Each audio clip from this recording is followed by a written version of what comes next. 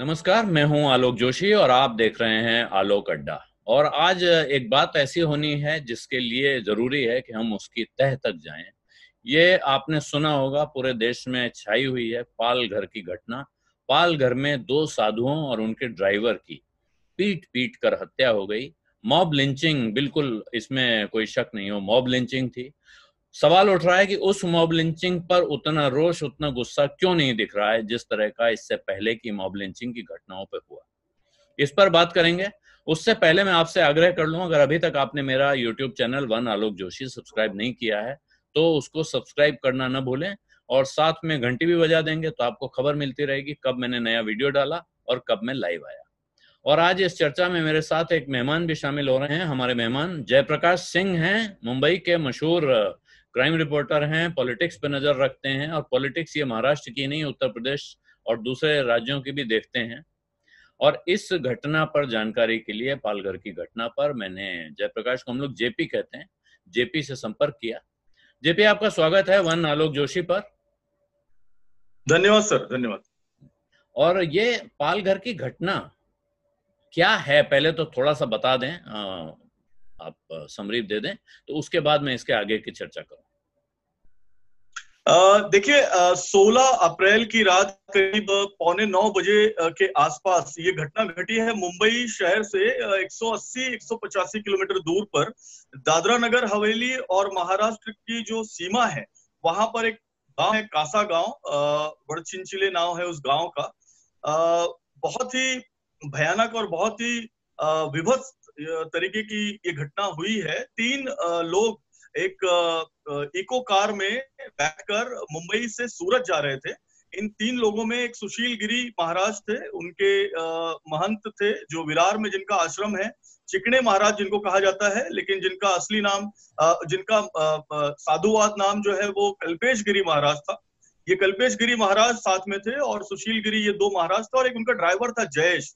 तो ये पहले western express highway, Ahmedabad highway से गए, और इनका ये प्लान था कि इसी हाईवे से ये सूरत पहुंचेंगे। लेकिन बीच में इन्हें बताया जा रहा है कि पालघर की सीमा के आगे चिंचोड़ी के पास इनको रोका गया, जहां से इनको फॉरेस्ट की टीम ने ये कहा कि आपके पास परमिशन नहीं है, आप जो है नहीं जा सकते। क्योंकि आप जानते हैं सर, लॉकडाउन 2 चल रहा है, और ऐसे में किसी एक राज्य से दूसरी राज्य की सीमा में जाने के लिए अनुमति की जरूरत है। लेकिन जो इनकी मजबूरी थी वो ये थे कि इनके जो और आराध्य गुरु हैं, उनका सूरत में निधन हो गया था, जिनके पार्थिव शरीर में, जिनकी मट्टी में हिस्सा लेने के लिए जा रहे थे। लेकिन ड्राइवर ने ये कहा कि मुझे एक शॉर्ट रास्ता पता है, शॉर्टकट रास्ते में पुलिस भी नहीं आएगी और मैं आपका जो काम है वो भी कर दूंगा।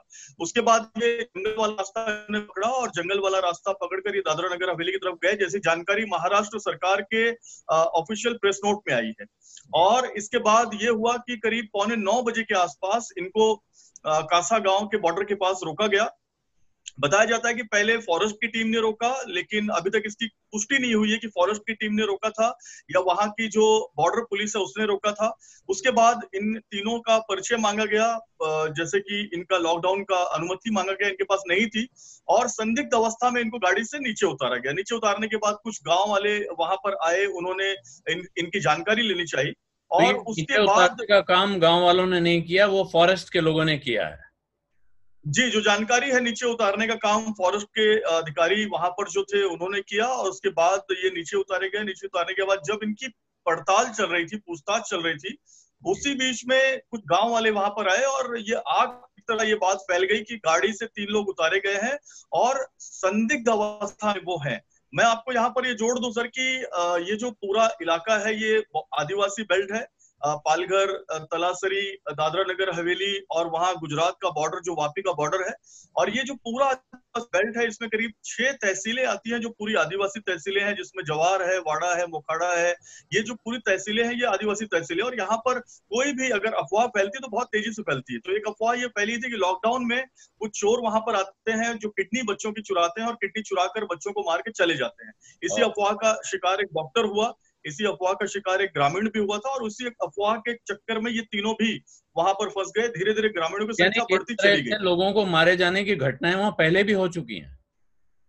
जी, दो घटनाएं वहां पर पहले हुई हैं। एक डॉक्टर की पिटाई हुई जिसकी रक्षा पुलिस ने की थी, बॉर्डर पुलिस ने, जो महाराष्ट्र पुलिस है। जी। और एक ग्रामीण की पिटाई हुई थी जिसको कुछ ग्रामीणों ने बचा लिया था, क्योंकि वो ग्रामीण को पहचानते थे, तीसरे गांव का ग्रामीण था वो। अच्छा। लेकिन ये तीनों थे, इनकी पहचान और इनकी वेशभूषा और इनका जो पूरा एक्टिविटी संदिग्ध लगा, जिसकी वजह से गांव वाले जमने शुरू हो गए। और बताया जाता है कि 200-300 की तादाद में वहां पर भीड़ जम गई। और भीड़ ने इनके ऊपर, इनकी सबसे पहले इनकी गाड़ी पर अटैक किया। तो इन्होंने सारे कांच बंद कर लिए। कांच बंद करने के बाद जो सुशील गिरी महाराज हैं, उन्होंने पुलिस को बताया जाता है कि फोन किया, जिनकी उम्र 35 साल बताई जाती है, जो भक्त है। हम्म। जिसके बाद वहां पर पुलिस पहुंची है। लेकिन पुलिस के पहुंचने तक गांव वालों ने, ग्रामीण जितने हैं वहां के, उन्होंने गाड़ी तोड़ दी थी। और गाड़ी के अंदर काफी बड़ी संख्या में पत्थरबाजी की थी, जिससे इन लोगों के सर वर फट गए थे। बाद में इनको गाड़ी से निकाल लिया गया था, लेकिन पुलिस ने आके इनको एक कमरे में, वहां पर एक लोकल आदिवासी के घर का कमरा है, उसमें बंद कर दिया था। वो कुछ लोग कह रहे लेकिन हैं कि उसके फॉरेस्ट बाद का कोई कमरा था, फॉरेस्ट का कोई दफ्तर है, उसमें शायद रखा गया। फॉरेस्ट की बीट चौकी थी वो। और पहले वो आदिवासी का एक गांव, एक घर था, जिसको फॉरेस्ट ने अपनी बीट चौकी बना ली थी निगरानी के लिए। जिस कमरे के अंदर इन तीनों को बंद किया था, जिसके बाद एक गांव वालों के अंदर ये पुलिस बता रही है कि पुलिस ने 2 राउंड फायरिंग की 9mm पिस्टल से। एडिशनल एसपी भी वहां पर पहुंचे, वहां के जो एपीआई है जिनको निलंबित किया गया वो वहां पर पहुंचे, एक पीएसआई वहां पर पहुंचे जिनका आज निलंबन हुआ है महाराष्ट्र सरकार द्वारा। तो ये बड़ी संख्या में पुलिस वहां पर पहुंचनी शुरू कर दी। पुलिस की 3 गाड़ियां थी, जिसमें से 2 गाड़ी से पुलिस वाले उतर पाए, एक गाड़ी से उतर भी नहीं पाए। और गांव वालों ने पुलिस पर भी हमला किया, ऐसा पुलिस का आरोप है। इसलिए पुलिस ने 2 एफआईआर की है, 77/2010 2020 एंड 78/2020। 77/2020 जो एफआईआर है उसमें 302 लगाई गई है, 120 बी लगाई गई है, 147, 148 आर्म्स एक्ट सब लगाया गया है। और 78/2020 जो एफआईआर की गई है, वो पुलिस वालों ने खुद पर जो कातिलाना हमला किया है गांव वालों ने, उसमें गांव वालों को उन्होंने दोषी पाया है। ये आप 128 लोगों एफआईआर पर का मामला। नंबर बता रहे हैं जो 77 और 78 है, ये एफआईआर का नंबर है। जी जी, एफआईआर का नंबर है ये। और गांव वालों ने, गांव वालों पर आरोप है कि पुलिस पर भी हमला किया। 110 लोग इसमें आरोपी बनाए गए हैं, जिसमें 110 लोगों की गिरफ्तारी हो चुकी है। करीब 2 दर्जन लोग फरार जा रहे हैं। और आज खुद सूबे के जो मुख्यमंत्री हैं उद्धव ठाकरे, उन्होंने ये प्रेस कॉन्फ्रेंस।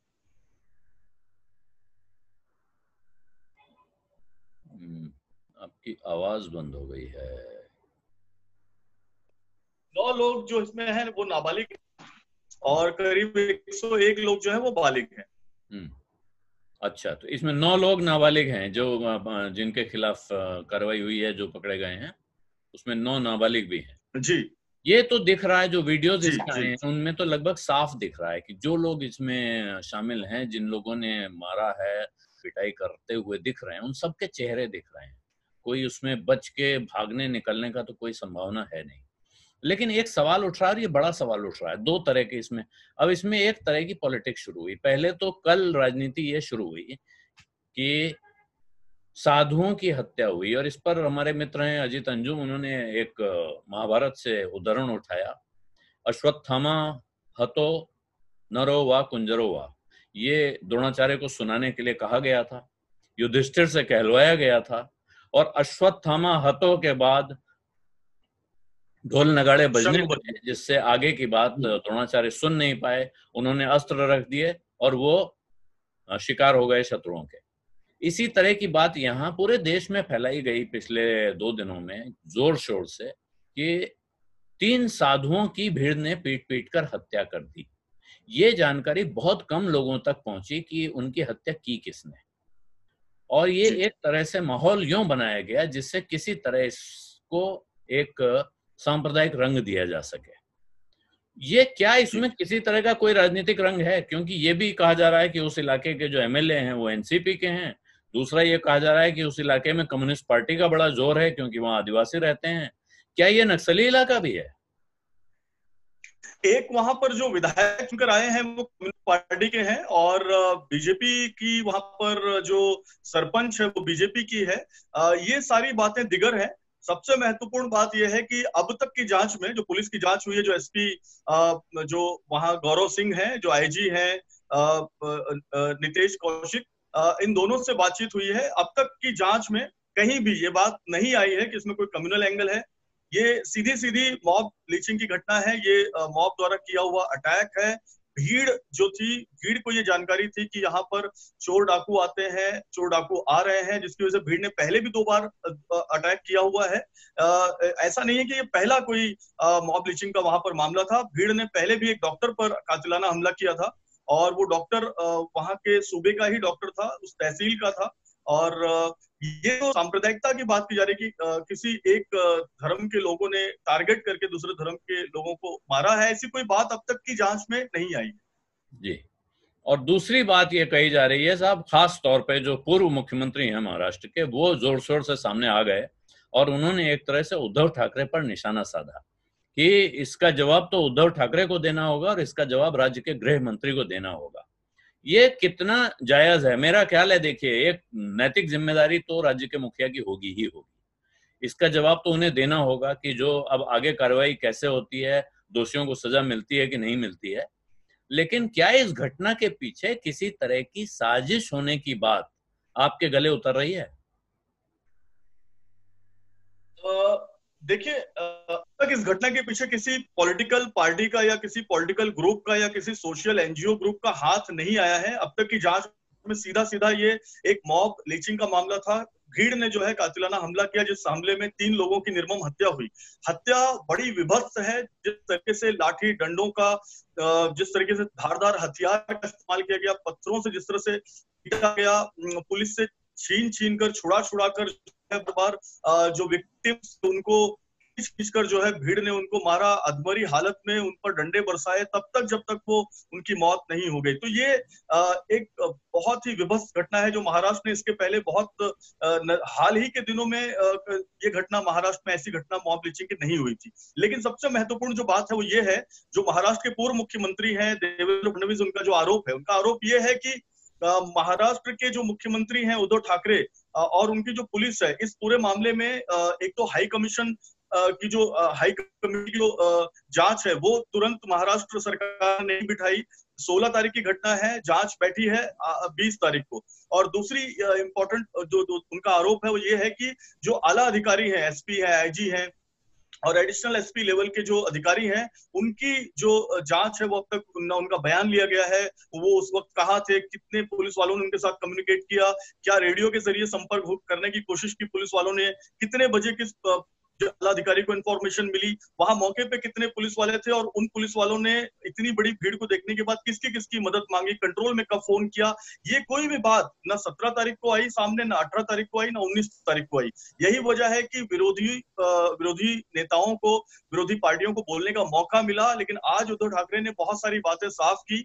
उन्होंने ये भी कहा कि ये जगह जो है ये बहुत ही रिमोट एरिया है, सड़कें वहां पर ठीक नहीं है, जो कासा गांव है वहां पर जाने के लिए दादरा नगर हवेली जो केंद्र शासित प्रदेश है, वहां से घूम कर जो है आपको और 70 किलोमीटर महाराष्ट्र की सीमा में आना पड़ता है। तो पुलिस के लिए बहुत ही मुश्किल था। रात को 12 बजे एसपी वहां पर पहुंचे गौरव सिंह, उन्होंने 5 बजे सुबह तक कॉम्बिंग की। उस कॉम्बिंग ऑपरेशन में करीब 20 लोगों को डिटेन किया।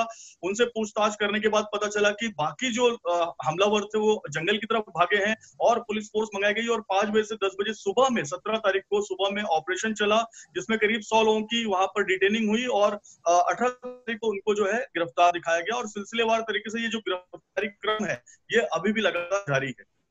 अभी भी वहां एक्शन जारी है। लेकिन एक चीज लग रही है जेपी, और ये आप तो पुलिस एक्शन को कवर करते रहे हैं, जो पुलिस जितनी वहां थी, अगर कहा जा रहा है कि वहां 10-12 पुलिस वाले थे और 300 की भीड़ भी थी, तो जो पुलिस का वर्दी का रुतबा होता है, डर होता है, वो कहीं दिख नहीं रहा है। उल्टे लग रहा है पुलिस डरी हुई है। एक पुलिस वाला एक साधु को लेकर निकलता हुआ दिख रहा है उस वीडियो में यहाँ इसलिए नहीं लगाना चाहता हूं, मैं अपने दर्शकों को साफ कर दूं कि वो बहुत दहला देने वाला, परेशान करने वाला वीडियो है। और ये YouTube चैनल है, घर पर बच्चे भी देख सकते हैं, बड़े भी देख सकते हैं, बुजुर्ग होंगे, उनको देखकर झटका लग सकता है। इसलिए मैं ऐसे वीडियोस यहाँ नहीं डालना चाहता हूँ, उसका सिर्फ जिक्र कर रहा हूँ। ऐसा लगता है पुलिस वाला पकड़ के ला रहा है कमरे से बाहर, उसके बाद भीड़ उसको मारना शुरू कर देती है। और वो पुलिस वाला, लोगों का तो ये कहना है कि पुलिस वाले ने हाथ झटक दिया। पुलिस अपने को बचाने के लिए पुलिस ने इन लोगों को भीड़ के सामने परोस दिया, ये आरोप है सीधा सीधा। क्या इन पुलिस वालों पर, इनके पास क्या हथियार नहीं थे? आपने अभी बताया, कह रहे हैं 9mm का 2 राउंड फायर किया, लेकिन क्या लाठी डंडा चलाकर लाठीचार्ज करने की कोशिश नीचे सीधी फायर करने की कोशिश, खासतौर पर जब किसी की जान जा रही हो, तो घुटनों के नीचे फायर करने का तो अख्तियार है। या क्या पुलिस ने अपने सीनियर अफसरों से बात नहीं की जो लोग वहां मौजूद थे? यही सारे आरोप लगातार विरोधी पार्टियां सर लगा रही हैं। विरोधी पार्टियों का यही आरोप है, जो वीडियो पूरा देश देख रहा है। उस वीडियो में साफ तौर पर 3 वीडियो ऐसे हैं जिसका मैं जिक्र करना चाहूंगा, उसकी डिटेलिंग ना बताते हुए। एक वीडियो है जहां पर एक कमरे से निकालकर जो 73 साल के जो कल्पेश गिरी महाराज है उनको बाहर ला जा रहा है। वो लगातार हाथ जोड़ रहे हैं, वो लगातार ये गुहार लगा रहे हैं कि उसे भीड़ को न सौंपा जाए, लेकिन पुलिस वाला उसको, साधु महाराज, बुजुर्ग महाराज जो है उनको भीड़ को सौंप दे रहा है, और भीड़ उनको पीछा करके उनके ऊपर डंडे बरसा रही है, लाठी बरसा रही है, पत्थर बरसा रही है। तो एक ये वीडियो बहुत ही ज्यादा मन को विचलित करने वाला है। दूसरा एक वीडियो है जिसमें महाराज जो है नीचे गिरे हुए हैं और उन पर भीड़ तब तक हमला कर रही है जब तक वो अचेत नहीं हो जा रहे हैं। तो ऐसी 2-3 वीडियोस हैं जिनके ऊपर विरोधी पार्टियों ने भी आरोप लगाया है कि आखिर क्यों कॉल नहीं लिया पुलिस ने। क्या पुलिस बिना हथियार के गई थी? अगर हथियार नहीं लिया था तो ये बहुत बड़ी लापरवाही है। और अगर हथियार लेकर गई थी तो हथियार क्यों नहीं चलाया? जो 9mm पिस्टल चलाने की बात आ रही है वो एडिशनल एसपी द्वारा चलाने की बात आ रही है। बाकी जो वहां 2 गाड़ियां भरकर जो पुलिस वाले गए थे, उनकी गाड़ियों में क्यों हथियार नहीं थे? पुलिस की वर्दी अपने आप में बहुत बड़ा हथियार होती है। वर्दी देखकर बहुत बड़े बड़े लोगों के पसीने छूट जाते हैं। तो ऐसे में वर्दी की धाक का, वर्दी की खौफ का इस्तेमाल क्यों नहीं किया गया? क्यों पुलिस ने कुछ स्पीकर पर अनाउंस नहीं किया गांव वालों को? जैसे अमूमन जो भीड़ को हटाने के लिए एक लाउड स्पीकर का इस्तेमाल किया जाता है, एक सायरन होता है। किसी भी चीज की वहां पर कोई हलचल पुलिस तरफ से नहीं दिखाई दे रही है। अमूमन ये दिखाई दे रहा है कि पुलिस जो है विक्टिम्स को, भीड़ को सौंपती हुई नजर आ रही है। अगर विक्टिम कोई पुलिस के पास भाग कर आ रहा है तो उसको झटका दिया जा रहा है, और भीड़ को इससे और भीड़ का मनोबल बढ़ा। भीड़ की जो साइकोलॉजी होती है, मैंने बहुत मॉब लीचिंग कवर की है, 3 मॉब लीचिंग मैंने अब तक अपने 24-25 साल के करियर में कवर की है। एक भीड़ की साइकोलॉजी होती है कि अगर आप भीड़ को डराएंगे, भीड़ को समझाएंगे, तो 2 तरीकों से भीड़ जो है कहीं काफी हद तक समझ भी जाती है। बहुत सी जगह कम्युनल राइट्स होते हैं, बहुत जगह जो है पानी के लिए मारा मारी होती है। मराठवाड़ा में मैं सूखा कवर करने गया था, तो नांदेड़ में एक ऐसा दृश्य दिखा कि एक टैंकर पे 3 गांव के लोग टूट पड़े, और टैंकर में इतना पानी नहीं था कि 3 गांव की प्यास बुझा सके। उस वक्त पुलिस सिर्फ 2 कांस्टेबल ने इस पूरे माहौल को हैंडल किया, और पहले हौद में पानी भरा गया और उसके बाद धीरे धीरे धीरे धीरे सारे गांव वालों ने पानी लिया था। तो पुलिस की बड़ी भूमिका होती है ऐसे सिचुएशन में जब मॉब को कंट्रोल करना हो, लेकिन यहाँ पर वो चीजें नजर नहीं आ रही है। और यही वजह है कि पुलिस जांच के घेरे में है। सीआईडी, महाराष्ट्र सीआईडी को इस को दे दिया गया है। अतुल कुलकर्णी जो आईपीएस ऑफिसर हैं वो इस इंक्वायरी को लीड कर रहे हैं, और सभी पुलिस वालों का, आला अधिकारियों का, सबों का बयान लिया जाएगा जो उस वक्त मौजूद थे, उनका बयान लिया जाएगा। और उसके बाद जो रिपोर्ट सौंपी जाएगी महाराष्ट्र सरकार को, उसके बाद ये बातें आगे सामने आएंगी। आज 2 अधिकारी निलंबित हुए हैं, हो सकता है इसमें कुछ और लोगों के नंबर्स बढ़े। जी, तो एक पुलिस की लापरवाही तो साफ दिख रही है। अब क्या गलती किसकी है, इंडिविजुअल का शायद बाद में पहचान हो, लेकिन पुलिस ने जो एक्शन करना था वो नहीं किया। आपने बताया तीसरी गाड़ी से पुलिस वाले निकले ही नहीं। पुलिस का कहना है पुलिस पर हमला हुआ, लेकिन किसी वीडियो में पुलिस पर हमला होने का कोई निशान तो दिखता नहीं है, कहीं भी ये दिख नहीं रहा है। अगर जो लोग वीडियो बना रहे थे वो अगर साधु पर हमले का वीडियो बना सकते थे, तो पुलिस पर अटैक होता तो उनका हौसला बढ़ा हुआ था, वो उसका भी वीडियो बनाते, लेकिन वो भी दिखाई नहीं पड़ा है।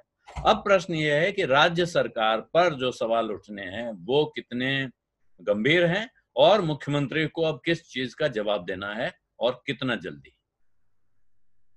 देखिए, सबसे पहले मुख्यमंत्री उद्धव ठाकरे को इस बात का जवाब देना है कि वहां पर मौजूद घटना स्थल पर, मौके पे ग्राउंड जीरो पे जो पुलिस वाले थे, उन्होंने किन किन आला अधिकारियों से बात की, एसपी, आईजी, एडिशनल एसपी, किन अधिकारियों को उन्होंने क्या इंफॉर्मेशन दिया, कंट्रोल को क्या इंफॉर्मेशन दिया, क्यों वहां पर और अतिरिक्त पुलिस बल नहीं पहुंच पाया? क्योंकि ये बताया जा रहा है, प्रत्यक्षदर्शी जो वहां पर थे, जिनका बयान लिया गया है कि करीब 1.5 से 2 घंटा ये पूरा हत्या, ये पूरा जो तांडव है वो चला है।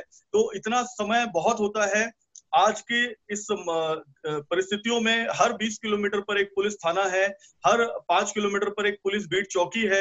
कंट्रोल रूम जो है वो, उसकी जो वायरलेस गाड़ियां होती हैं, पेट्रोलिंग वैन्स होती हैं, वो हर जगह गश्त लगाते रहती हैं कानून और व्यवस्था की स्थिति को देखते हुए। और लॉकडाउन चल रहा है, कोरोना वायरस का ये पूरा माहौल है, ऐसे में और गश्ती जो है बढ़ी हुई है।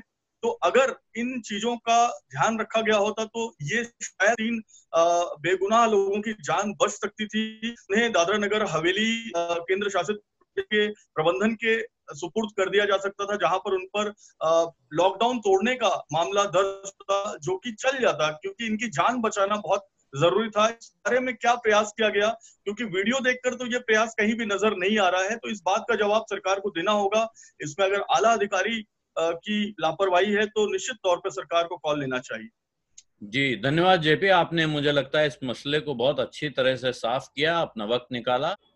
दर्शकों से मैं एक बात कहना चाहता हूँ। इस किस्से को हमने सुना अभी, जयप्रकाश सिंह ने बताया, और इसमें साफ दिख रहा है, कोई शक शुबा नहीं है कि पुलिस की लापरवाही है। पुलिस के खिलाफ जांच कार्रवाई सब होनी चाहिए। जो अपराधी हैं उनको पकड़ा जा रहा है। अब अपनी खाल बचाने के लिए बहुत से लोगों को पकड़ा जाएगा, इसमें भी पुलिस कई बार खेल कर देती है। लेकिन इसके साथ जो दूसरा इसके साथ नैरेटिव चलाया गया, उसको समझने की, उससे सावधान रहने की बहुत ज्यादा जरूरत है। देश भर में जो आधी कहानी सुनाकर 3 साधुओं की भीड़ ने पीट पीट कर हत्या कर दी, सिर्फ इतना बताकर, अपराधियों के नाम पते न बताकर, ढूंढकर तलाश नहीं किया लोगों ने। बहुत से लोगों को पता भी नहीं होगा, लेकिन बहुत से ऐसे हैं जिन्हें पता था, लेकिन इसके बावजूद उन्होंने आधा सच छिपाया, आधा सच सामने रखा, ताकि ये उनकी राजनीति चमकाने के लिए, नफरत फैलाने के लिए इस्तेमाल हो सके। इस वक्त जबकि हमें कोरोना जैसी बीमारी से मुकाबला करना है, उस वक्त भी लोग इस तरह के काम कर रहे हैं, ये शर्मनाक है। और दूसरी बात, ये साधु बहुत परेशान थे, दुखी थे, इनके गुरु का निधन हो गया था, उस अंतिम संस्कार में शामिल होने जा रहे थे। लेकिन इसके लिए अगर ये सीधे रास्ते से सरकार से परमिशन लेके जा रहे होते, तो शायद इनको मेन रोड छोड़कर उस कच्ची सड़क पे न उतरना पड़ता, जहां मौत इनका इंतजार कर रही थी। ये बहुत दुर्भाग्यपूर्ण घटना है, लेकिन ये आपको सबक भी देती है कि इस वक्त किसी भी तरह का एडवेंचर करने की, अपनी जान खतरे में डालने की जरूरत नहीं है। अपने घर में रहिए, सावधान रहिए, सुरक्षित रहिए। जब तक बेहद जरूरी न हो, बाहर मत निकलिए। और बाहर निकलना है तो सरकार से जितने प्रकार की परमिशन आपको चाहिए, उन सबको लेने के बाद ही बाहर निकलिए, वरना कुछ भी हो सकता है। हो सकता है कि इनसे बच जाते तो आगे जाके आपको संक्रमण हो सकता था, लेकिन ये लोग दुर्भाग्य से उस रास्ते पे चल पड़े जहां मौत इंतजार कर रही थी। जरूरी नहीं था, हो सकता है कोई ऐसे गांव होते जहां से साफ रास्ता मिलता, गांव वाले रास्ता बता देते। उसी वक्त वहां अफवाह फैली हुई थी कि यहाँ बच्चा चुराने वाला गिरोह आता है, खेती चुराने वाला गिरोह आता है और बच्चों की किडनी निकाल कर ले जाता है। इस तरह की अफवाह, किसी को नहीं पता है कि कहाँ क्या फैला होगा। आज की तारीख में अफवाह फैलाने वाला भी बड़ा गिरोह चल रहा है, वो कोरोना से कम खतरनाक नहीं है। नफरत फैलाने वाले भी कोरोना से कम खतरनाक नहीं है।